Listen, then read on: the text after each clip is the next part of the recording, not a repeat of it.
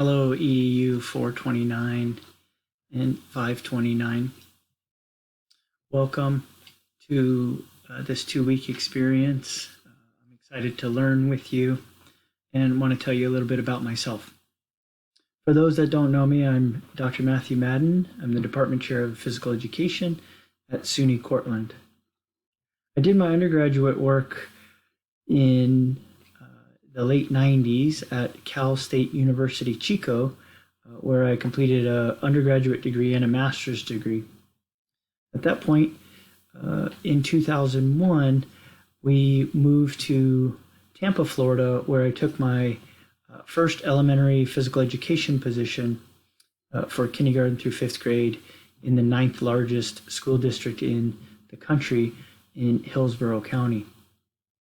There I taught for 4 years before going back to school at the University of Northern Colorado in Greeley, Colorado. There I completed a PhD in the spring of 2009 and moved yet again to Tacoma, Washington for my first position in higher education at a private institution called Pacific Lutheran University.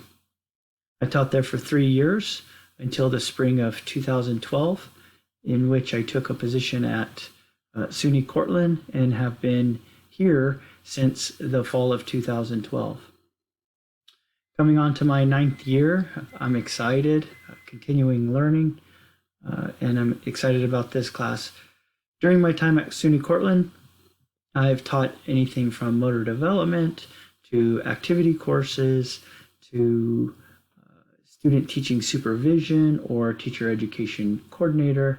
I've also taught in the graduate program, a whole multitude of courses. In the fall of 2019, however, I transitioned to the department chair, which I think somebody's playing a bad joke on me because, as you know, in the spring of 2020, my first year, COVID came upon us.